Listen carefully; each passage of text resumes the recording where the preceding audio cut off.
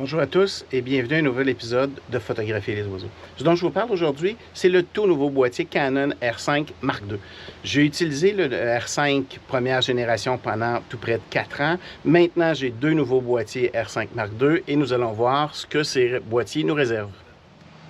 Et un des gros avantages que j'adore, c'est la capacité de pouvoir ajuster la valeur ISO avec le bouton au pouce. Ce qui fait que je peux faire de la photo et je vérifie directement dans le viseur, comme ici actuellement, et je suis capable de changer l'exposition pour être capable de suivre l'oiseau et je n'ai qu'à bouger le pouce à gauche ou à droite pour augmenter ou diminuer la valeur ISO, ce qui est un net avantage. Les autres boîtiers que j'ai eu précédemment, je devais avoir deux boutons pour pouvoir jouer sur le ISO. Avoir un bouton, c'est donc un avantage, mais l'avoir comme ça ici au pouce, c'est magique parce qu'avec ce boîtier-là, étant donné que la mise au point se fait sur l'œil, comme avec les boîtiers précédents, bien, ça veut dire que si je fais une rafale d'un oiseau en vol, bien, je suis capable de suivre le sujet et de changer l'exposition, d'ajuster l'exposition selon ce que je vois dans le viseur. Ce qui est important, par contre, c'est de s'assurer de ne pas augmenter ou diminuer la luminosité du viseur, de garder la luminosité du viseur sur automatique, et ça va nous permettre de le faire. Autre configuration que j'ai fait, c'est qu'aussitôt que je lâche le bouton de déclenchement, ce qui va apparaître dans le viseur, c'est la dernière photo que j'ai faite et j'ai sélectionné d'avoir l'histogramme par la même occasion. Ce qui fait que je suis en train de faire une prise de vue, je fais la photo, je lâche le bouton, la photo réapparaît dans le viseur et immédiatement, je suis capable de savoir si j'ai une correction à faire. Au lieu de devoir regarder au-dessus de l'appareil photo pour pouvoir faire cette correction-là, j'ai seulement à tourner le bouton de la valeur ISO. Ce truc-là est extrêmement fonctionnel pour la photographie d'oiseaux. Évidemment que pour la photo de paysage, bien, je n'ai pas à changer le ISO. À ce moment-là, ma valeur ISO va rester basse, soit à 100 ISO, et je vais jouer soit sur la vitesse ou sur la profondeur de champ en fonction de la scène que je vais avoir. Mais au niveau de la photo animalière, c'est vraiment un plus extraordinaire. Cette nouvelle version-là est encore plus performante que la première version du R5 au niveau de la mise au point. Donc, depuis lors, je fonctionne pour la photo animalière continuellement en autofocus continu. Ce qui fait que la mise au point va aller se faire sur l'œil du sujet et dès que je déclenche, la photo va se faire. Et si le sujet bouge, j'ai juste à suivre le sujet, j'enfonce le bouton à mi-course, la mise au point va se faire. Il me reste qu'à déclencher lorsque je vais arriver à la bonne fraction de seconde et à ce moment-là, je vais avoir une photo qui va être plus intéressante. Ce qui fait qu'avec cette fonction-là, et les nouveaux boîtiers, ça devient beaucoup moins intéressant de devoir faire la mise au point au pouce. Ce qui fait que pour moi, c'est beaucoup plus intéressant d'avoir la valeur ISO, l'ajustement de la valeur ISO au pouce plutôt que la mise au point. Ce qui fait que je fais la mise au point sur l'index, je suis capable de suivre, je déclenche au besoin et je suis toujours dans l'action. Donc, le boîtier R5 au niveau de l'autofocus, c'est quand même très impressionnant. Autre point qui m'a vraiment marqué et impressionné, c'est la capacité de travailler en valeur ISO élevée. J'ai fait des photos comme celle que je vous présente d'un jet bleu à 10 000 ISO. C'est vraiment impressionnant. Il n'y a pas de bruit. Je n'ai pas travaillé la photo outre mesure dans quelques programmes que ce soit. Je n'ai jamais utilisé Lightroom. Je n'utilise que le logiciel de Canon Digital Photo Professionnel, DPP, dans lequel je vais convertir les fichiers RAW que je vais avoir fait. Une fois que les fichiers RAW vont avoir été convertis en TIFF, je peux à ce moment-là les repasser dans Photoshop pour réduire l'image, pour pouvoir les publier ou pour les faire imprimer. Mais je n'ai vraiment jamais utilisé Lightroom. Je suis vraiment impressionné par la qualité du ISO, le peu de bruit qui va apparaître sur les photos sans avoir à faire de post-traitement vraiment lourd par la suite. Mais par contre, je travaille toujours en exposition manuelle. Je m'assure d'avoir l'exposition la plus juste possible. Je n'exposerai pas nécessairement à droite ou à gauche, mais je vais exposer en fonction de la scène que je photographie. Donc, si je photographie un cormoran sur le bord de l'eau et que l'arrière-plan est sombre, bien, l'histogramme va être plus vers la gauche. Si je photographie des oies blanches avec un fond bleu, bien, à ce moment-là, il devrait y avoir deux courbes. Une courbe bleue pour l'eau, qui représente l'arrière-plan, et une courbe beaucoup plus à droite qui va représenter l'oie blanche. À ce moment-là, ce qui est important, c'est de ne pas venir coller l'histogramme complètement sur le côté, mais peut-être la laisser à peu près à 1/3 de cran de la surexposition. Okay, donc, j'avais beaucoup de difficultés à faire la mise au point, mais j'avais choisi une zone complète pour la mise au point. Dans ce cas-ci, j'ai pris juste une zone.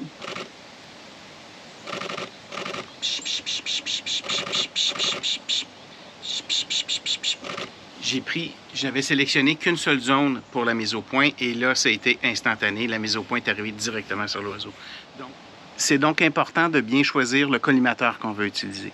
Dans ce cas-ci, à partir de la cage, j'ai des petits oiseaux, mésanges à tête noire, citel à poitrine blanche, citel à poitrine rousse. Donc, je choisis qu'un seul collimateur et la mise au point va être extrêmement rapide sur l'œil du sujet.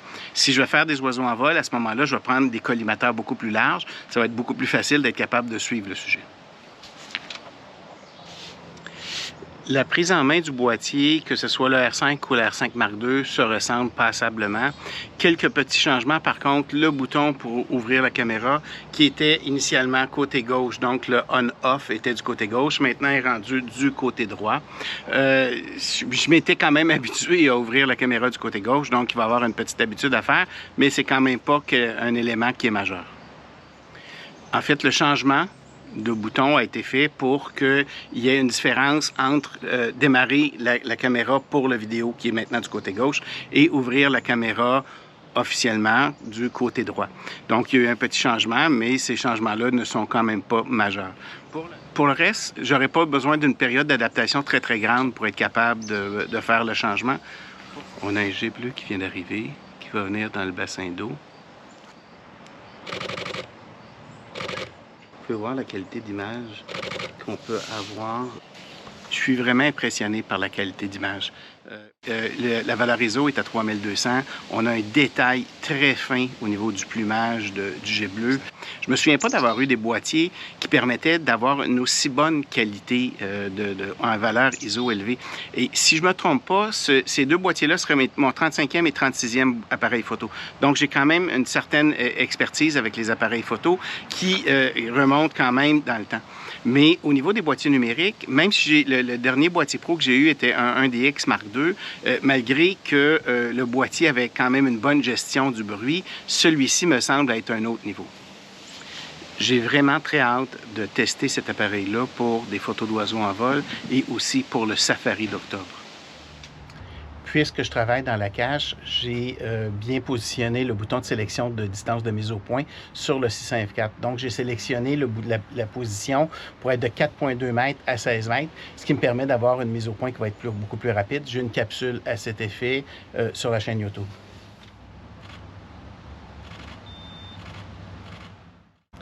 Cette fois-ci, c'est une mésange à tête noire qui est en train de manger sur une cocotte de vinaigrier. Sur cette série de photos-là, je vais pouvoir vérifier sur l'ordinateur, mais il me semble, la mise au point me semble avoir suivi tout au long des rafales que j'ai faites.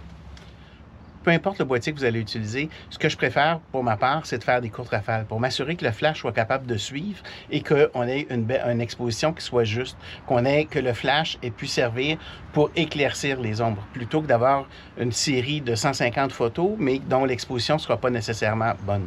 Mais ce qui me semble, dans cette rafale-là, avec le R5 Mark II, la mise au point semble avoir suivi pour chacune des photos.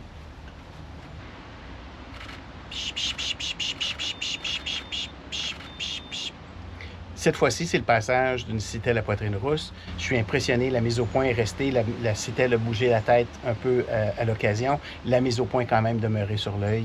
Une de mes déceptions en rapport avec le R5 Mark II, c'est la résolution.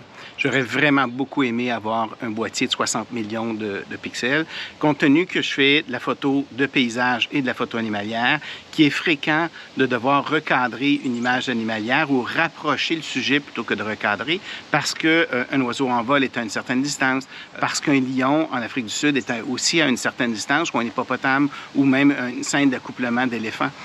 J'aurais aimé ça avoir plus de résolution pour être capable de recadrer et garder une résolution suffisante pour pouvoir faire de l'impression quand même grand format. C'est assez fréquent pour moi de faire des impressions 24 pouces par 36 pouces. Donc, c'est quand même des formats assez grands. Si on veut faire des agrandissements de ce format-là, ça nous demande d'avoir un boîtier d'au moins 48 millions de pixels. J'avais aucun problème quand je travaillais avec le 5DS parce que celui-ci avait 50 millions de pixels. Avec le R5 Mark II, il y a une réduction, je suis à 45 millions, mais pour 3 millions de pixels de moins, c'est pas un pourcentage très élevé qui nous manque, donc il y a moyen de recadrer puis d'obtenir quand même une résolution qui va être suffisante. Par contre, Par contre, si je recadre le fichier d'un peu plus que 50 et que je me retrouve avec 20 millions de pixels, bien à ce moment-là, je ne peux plus imprimer 24-36 parce que je n'aurai pas 48 millions de pixels. Je vais être obligé d'inventer une pixel sur deux. Et moi, je préfère ne pas avoir à passer dans plusieurs programmes pour être capable d'augmenter la résolution ou pour diminuer le bruit. La photo étant une histoire de compromis, ce qui est important de savoir, c'est est-ce que je préfère avoir une gestion du bruit et de valeur ISO élevée qui soit vraiment impeccable ou plus de résolution. Évidemment que j'aurais aimé avoir les deux, mais si j'ai à choisir, je pense que je vais quand même préférer avoir une bonne gestion de la valeur ISO, ce qui est fréquent en photo animalière où on a à travailler où il y a peu de lumière. Après le retour du repérage en Écosse et des 2 safaris en Afrique du Sud, je serai en mesure de refaire une nouvelle vidéo parce que j'aurais passé beaucoup plus de temps sur le terrain avec les 2 appareils photo. J'aurais eu des situations de prise de vue différentes, que ce soit en basse lumière, que ce soit en haute lumière, que ce soit des animaux, des oiseaux en vol ou des animaux en action. Donc, je serai plus à même de faire une analyse un peu plus complète. Mais pour le moment, je suis vraiment impressionné par les qualités du R5 Mark II. Il y a une dizaine ou une douzaine d'années, lorsque je travaillais avec le Canon 1D Mark IV, ma barrière psychologique au niveau de la valeur ISO était de 640. Pour le moment, je viens de faire des photos d'un jet bleu à 2000 ISO. Je vous présente la photo. Regardez comment c'est impeccable. J'en ai fait il y a quelques jours à 10 000 ISO. Voici la photo à 10 000 ISO. On a quand même un résultat qui est vraiment époustouflant. C'est quand même des avancées technologiques vraiment remarquables en une dizaine d'années à peine. Donc, si vous posez des questions à savoir s'il y aura un avantage à changer un boîtier d'une dizaine d'années, bien voici la réponse. Il y a une dizaine d'années à 640 ISO, aujourd'hui à 2000 ISO, il n'y a aucun problème. À 10 000 ISO, on est encore capable d'avoir une image qui est acceptable. Pour ce qui est de la disposition des boutons arrière, que ce soit le R5 ou le R5 Mark II, la disposition des boutons me semble quand même relativement similaire.